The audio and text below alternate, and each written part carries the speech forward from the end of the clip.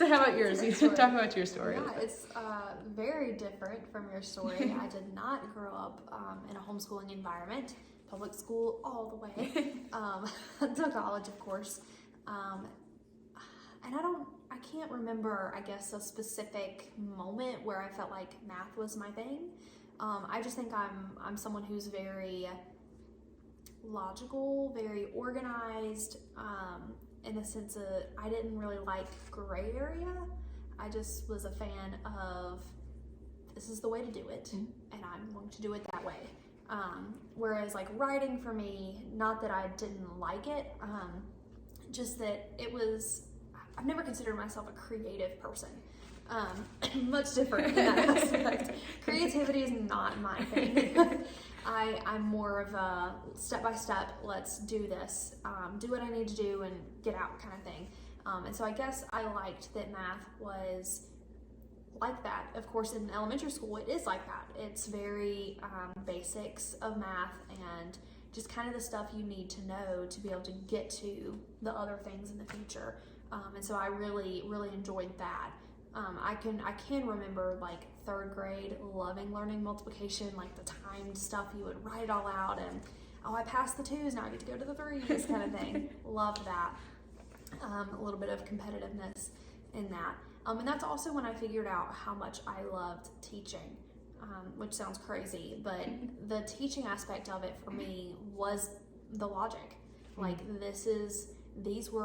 I fell in love with lesson plans, which is crazy. I fell in love with, this is the way that the teacher presented it to us, and it made sense. And I want to do that. I want to be able to present things to kids and them understand it. And so that kind of developed over time. I didn't really know what I wanted to teach. Of course, I was in elementary school. Who would? But getting older, I kind of realized that I liked all the subjects. I loved learning, and I've always said if I could be a professional student, if they could just pay me to go to college for the rest of my life, I would do it. I love learning and I love studying. Maybe not as intensely as what we did in college. I was going to say never again. Yeah. What we did was kind of intense, but maybe like one class at a time instead of 4 or 5 would be very, very nice. So I loved that aspect of it. And when I got to high school, I went to an early college. So I wasn't really doing art and theater and any kind of CTE courses and things like that. I went straight to high school classes and college classes so that I could come out with an associate's degree. And that happened to be great for me because I love studying, and that really opened my mind to math as well.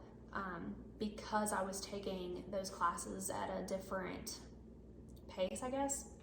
And I had some really incredible math teachers in high school. I actually took, thinking a little bit about learning on your own, I took, it was pre-algebra, I guess, algebra, whatever the first college course is of that, online, and loved it. And I was like, if I could do this online, sitting at home, I really felt like I didn't have to sit in class and listen, because once I felt like I already got it, I could just go with it. I could work at my own pace, I guess is what I'm getting at, is I could kind of work at the pace I wanted. And at that point, math is still very much, this is the formula, this is the concept, and now we're going to put it into practice kind of thing, which is what I think people who felt like they always liked math, I think that's what they fell in love with. I mean, nobody goes into math, in my opinion, loving that one day they're going to get to prove things.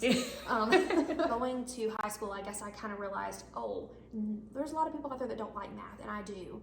And I kind of found that passion for high schoolers, and figuring out that I could be the person who could change their love of math, or change their hate of math to love of math, or at least general respect for math. I wanted to be the person who kind of changed that around for them.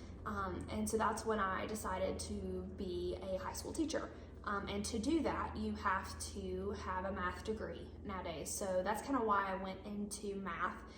And I won't lie, it's tricky, and especially when you're sitting in, Calc 2 and going, I just want to be able to teach pre-calculus.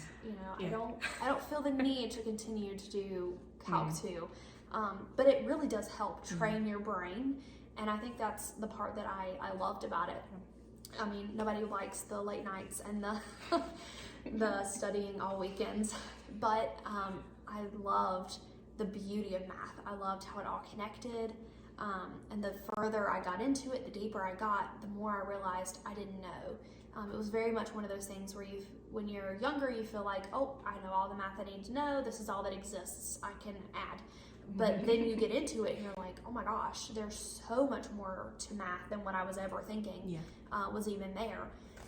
And you really find yourself in awe of this subject. One of my favorite math classes was the history of math. Like, where does it come from? Where does it go? Where did it come from? Yeah, that's what I was thinking. How does it all fit together? And like, how did we come up with this stuff? I don't understand. And you get to see really the beauty behind, how math has always kind of been revered and also feared a little bit in the world. And it's just really cool to be able to kind of see that now, having graduated from High Point and being a teacher now, seeing, my students oftentimes coming to kind of that realization. I love sharing those little stories. We'll be learning the Pythagorean theorem and I'll be like, so you want to hear about the Pythagorean poles? And it's really cool. Yeah. It's cool to be able to kind of have that background and be able to, spark that interest a little bit. And I guess my goal is just, with math in the future, hoping to kind of what we're doing with this platform, show people that it is more than you think. There is more to math than you think, and it really does matter. It really can be something beautiful if you let it.